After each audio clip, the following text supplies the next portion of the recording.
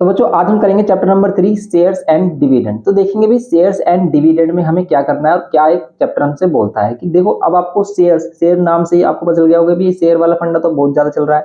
तो ये ट्रेडिंग वगैरह जो ऐप चल रही है इसमें शेयर आपने देखा होगा, शेयर होल्डर ये वो, तो ये चीजें क्या है, ये डिविडेंड क्या होता है, शेयर्स क्या है, तो कैसे आपको इनकम होती है, कैसे ट्रेडिंग ऐप क्या वर्क करती है, तो ये भी इसमें आपको बेसिक नॉलेज मिलेगी।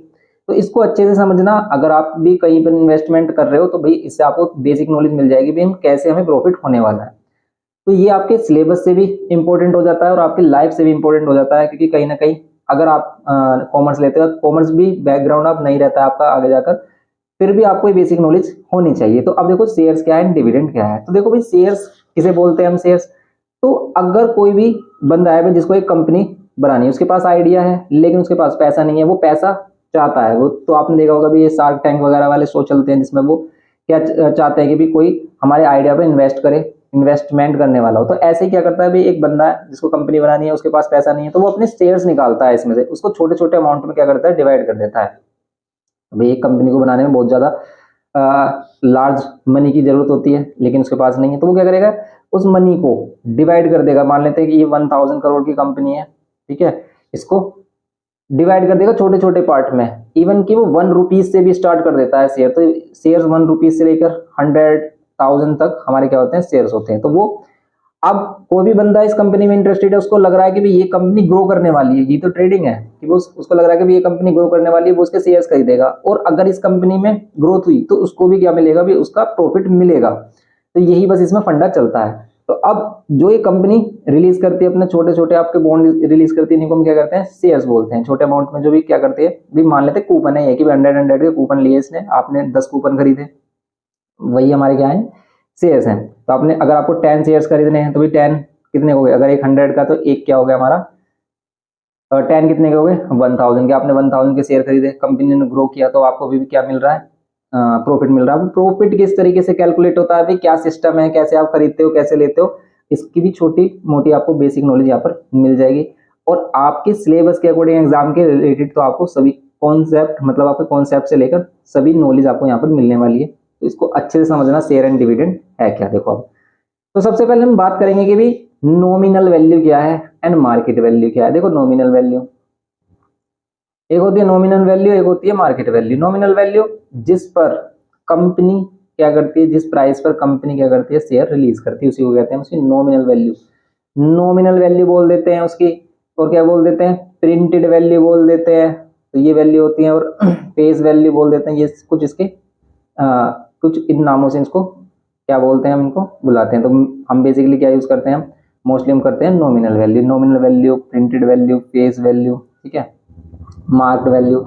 और जिस वैल्यू पर उसका प्राइस चल रहा होता, अब ऐसा नहीं है कि भी 100 रुपीज का शेयर वो 100 रुपीज पर ही चल रहा होगा। ऐसा भी हो सकता है कि भी उसके कंपनी में ग्रोथ चल रही है, तो आपको ऐसा भी हो सकता है कि भी इसका मार्केट वैल्यू कुछ और चल रहा हो। नॉमिनल वैल्यू इसका 100 है, कंपनी के अकॉर्डिंग इसका 100 ही रहेगा, 100 पर ही कंपनी इसको इनकम देगी। लेकिन मार्केट में आप किस रेट पर खरीदोगे वो डिपेंड करेगा कि आप किससे इसको क्या कर रहे हो, सेल या परचेज कर रहे हो। तो आप किससे परचेज कर रहे हो तो डिपेंड करेगा कि मार्केट में उसकी वैल्यू क्या चल रही है, इसी को कहते हैं मार्केट वैल्यू। तो यही बात है इसमें कि मार्केट वैल्यू क्या है, कि मार्केट में उसका प्राइस क्या चल रहा है।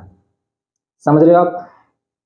तो ये नॉमिनल वैल्यू हो गई है, मार्केट वैल्यू। लेट कर लेते हैं कि भी ये 100 रुपीज इसकी नॉमिनल वैल्यू है, और ये चल कितने का रहा है, अब ये चल रहा है 120 का। तो अगर ये 120 का चल रहा है तो मतलब ये प्रॉफिट में चल रहा है, और इसी को क्या कहते हैं, प्रीमियम पर चल रहा है, ठीक है, प्रीमियम पर चल रहा है। तो जब हमारी नॉमिनल वैल्यू इक्वल होती है मार्केट वैल्यू की, भी मार्केट वैल्यू और नॉमिनल वैल्यू अगर इक्वल चल रही होती है तो इसको हम एट पार बोलते हैं, एट पार, कि भी वो इक्वल लेवल पर चल रहे हैं। इसको हम बोलते हैं कि भी ना ही लॉस में ना ही प्रॉफिट में, एट पार। अब अगर हमारे पास क्या हो जाए कि भाई अगर नॉमिनल वैल्यू बड़ी हो जाए और मार्केट वैल्यू कम हो जाए, मतलब 100 का शेयर है 80 का मिलने लगे, तो भाई क्या होगा, बिलो पार, बिलो पार या डिस्काउंट, तो बिलो पार बोलते हैं, या फिर डिस्काउंट पर ये क्या मिल रहा है, हमें डिस्काउंट पर मिल रहा है। ओके।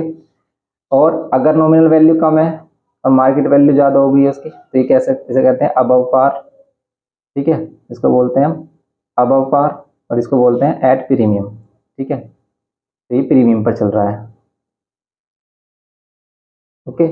तो ये प्रीमियम पर चल रहा है। तो ये सिस्टम होता है इसका। अब ये सिस्टम कैसे वर्क करता है अभी हम क्वेश्चंस करेंगे ना, तो सभी चीजें आपको क्लियर हो जाएंगी। अब अगर देखो कोई भी क्या करना है आपको, नंबर ऑफ शेयर्स परचेज करने हैं, आपको कोई भी नंबर ऑफ शेयर्स परचेज करने हैं, तो आप कैसे परचेज करोगे?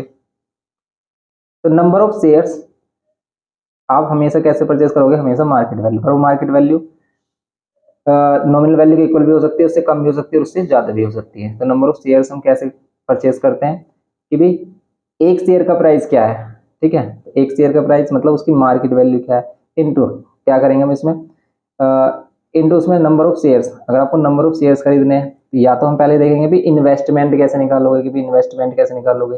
अगर हम इन्वेस्टमेंट निकालें तो number of share into market value, ठीक है। और नंबर ऑफ शेयर्स अगर आपको फाइंड करने की भी आपने इन्वेस्टमेंट कितना किया है, कितना करना चाह रहे हो आप, कि भी आप 10,000 के शेयर खरीदना चाह रहे हो, ठीक है, इन्वेस्टमेंट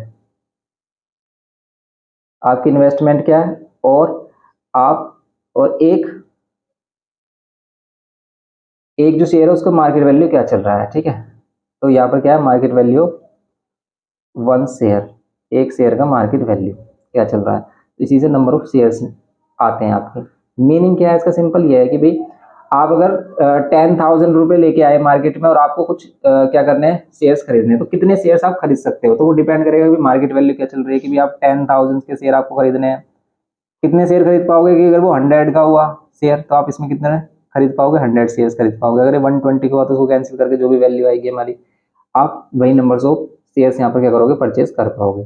तो नंबर ऑफ शेयर्स परचेज करने का ये फॉर्मूला आपको याद रखना है, क्या, इन्वेस्टमेंट अपॉन में market value of one share. अब देखो इसमें बहुत सारे फॉर्मूले दिए हैं, इसी चीज से रिलेटेड बहुत सारे फॉर्मूले दिए हैं, गिवन किए हैं। तो आप इसमें कंफ्यूज मत होना कि सम इन्वेस्ट मतलब वही investment to buy the shares upon में मार्केट वैल्यू वन शेयर। अब इसी से रिलेटेड आप एक फॉर्मूला याद रखो यहाँ पर। हम जैसे ये कह रहा है कि टोटल डिविडेंड अपॉन में दीज शेयर्स, तो टोटल डिविडेंड कितना है भाई, डिविडेंड ऑन वन शेयर क्या है, उससे भी हम नंबर ऑफ शेयर्स फाइंड कर सकते हैं। टोटल इनकम कितनी हुई है हमारी, and income on one share पर क्या इनकम है।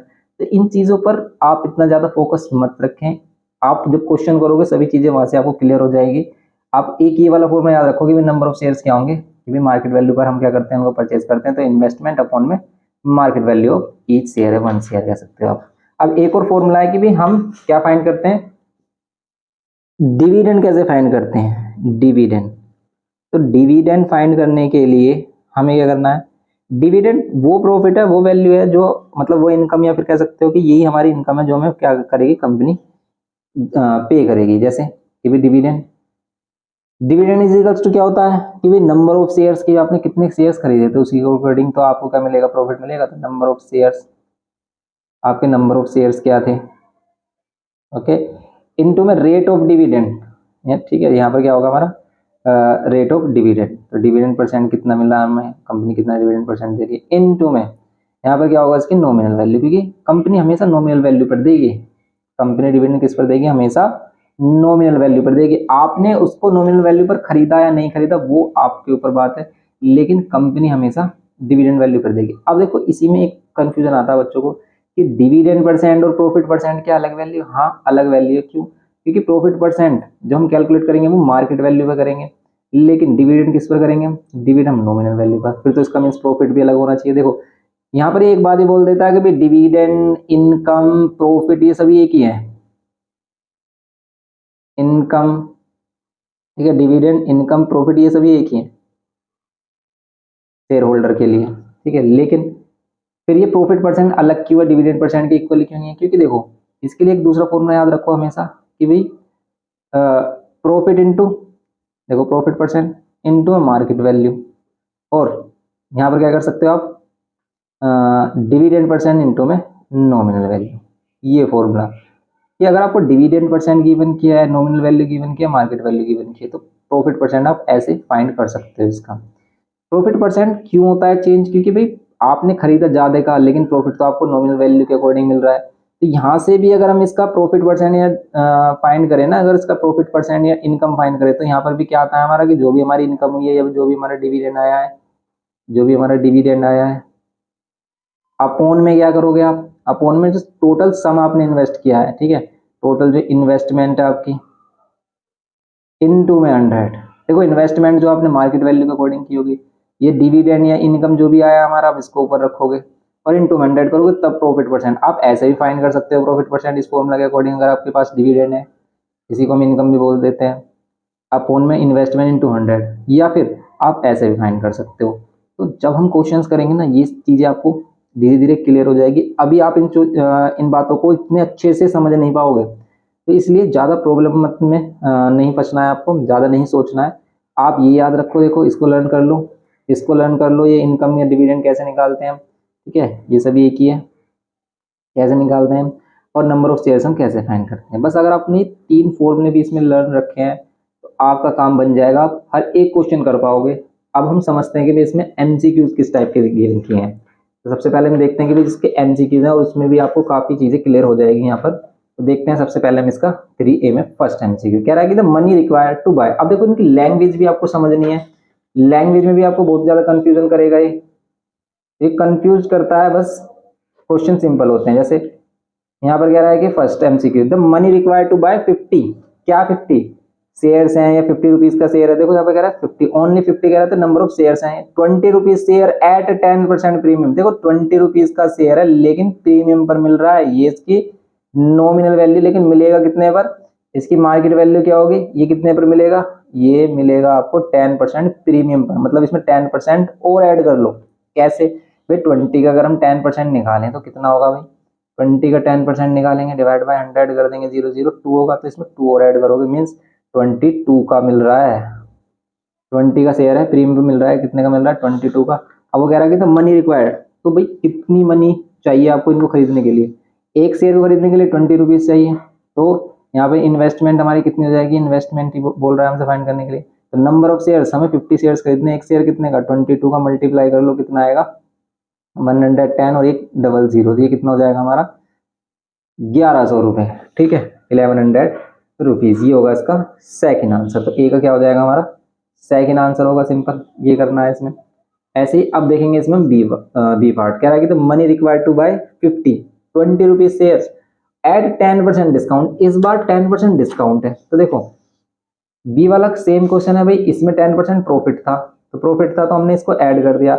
अब 10% डिस्काउंट है तो 2 को हम क्या कर देंगे इस बार माइनस, तो इस बार जो 20 का शेयर है वो कितने का मिलेगा, 20 माइनस 2 कर देंगे, क्योंकि डिस्काउंट में माइनस करेंगे वैल्यू, तो ये हो जाएगा 18 रुपीज़ का मिल रहा है। समझ रहे हो आप, इस बार मार्केट वैल्यू क्या है, 18 रुपीज़ है, 18 रुपीज़ है, नॉमिनल वैल्यू क्या है, 20 रुपीज़ है।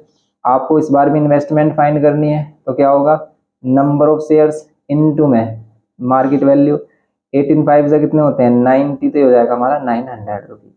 तो 900 रुपीज़ ये हो गया इसका सिंपल आंसर फर्स्ट। तो बी में क्या हो जाएगा हमारा फर्स्ट आंसर हो जाएगा। ओके, ये करना है इसमें सिंपल, तो बी का फर्स्ट आंसर होगा।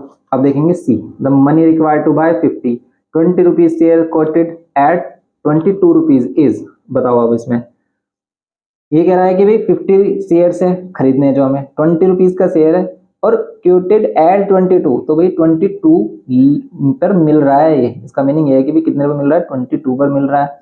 तो 22 पर मिल रहा है, तो ये तो इसका आंसर ये हो जाएगा फर्स्ट। अभी किया हमने ये वाला सेम ही क्वेश्चन हो गया सी वाले जैसा ही, क्योंकि 20 का शेयर है, 20 रुपीज मिल रहा है, 50 शेयर्स आपको बताने हैं कितने के खरीदेंगे, तो 50 शेयर्स हो जाएंगे हमारे 1100 के।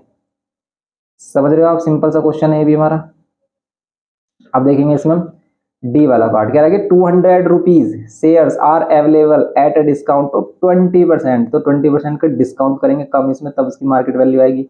The market value of 50 shares is, तो 50 शेयर्स की मार्केट वैल्यू बतानी, तो हम एक की मार्केट वैल्यू निकालेंगे, उसी से 50 की निकालेंगे। अभी कह रहा है कि 500 का शेयर है जो कितने पर मिल रहा है, 20% डिस्काउंट पर मिल रहा है, 20% डिस्काउंट।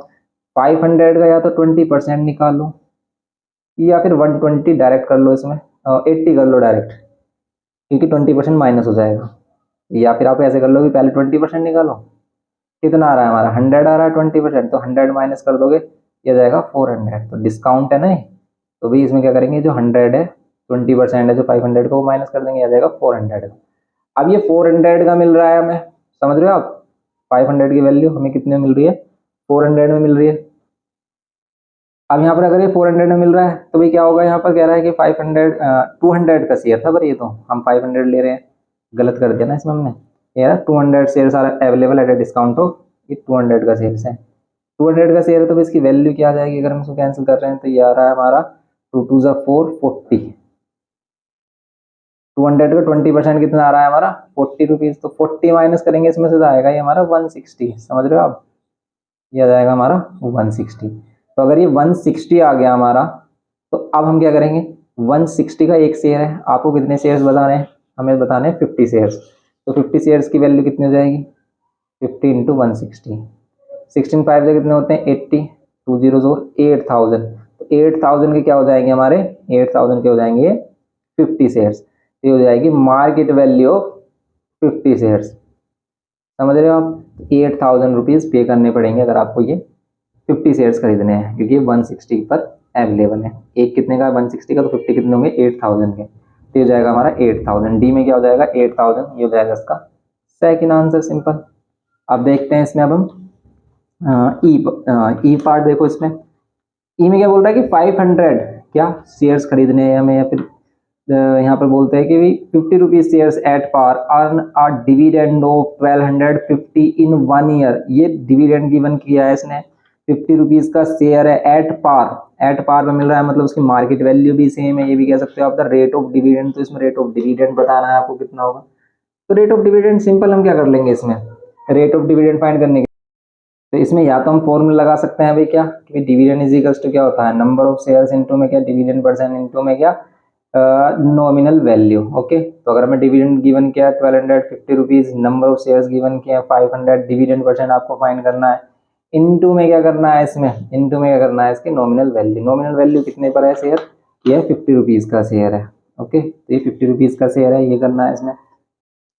यहाँ से देखो, अगर डिविडेंड यहाँ पर हटाते हैं, डिवाइड बाय 100 हो जाता है, तो डिविडेंड की वैल्यू कितनी हो जाएगी हमारी,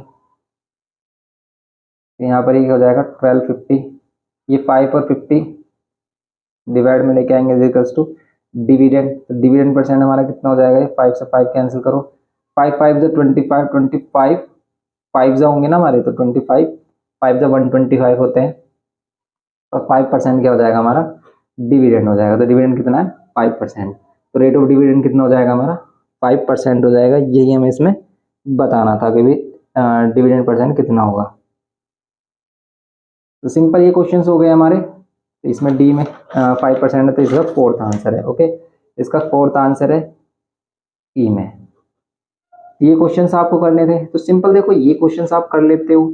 अगर आपको ये क्वेश्चंस अभी देखने हैं कि भाई आगे जो लॉन्ग क्वेश्चंस हैं, इन सभी का लिंक आपको ओल्ड जो लेक्चर है हमारा उसमें मिल जाएगा, अभी आप उनको वहां से कर सकते हो।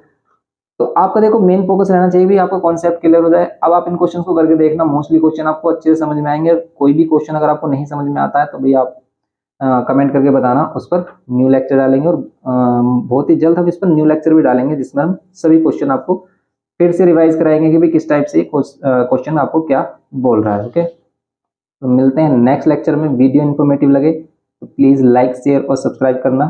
Thanks for watching.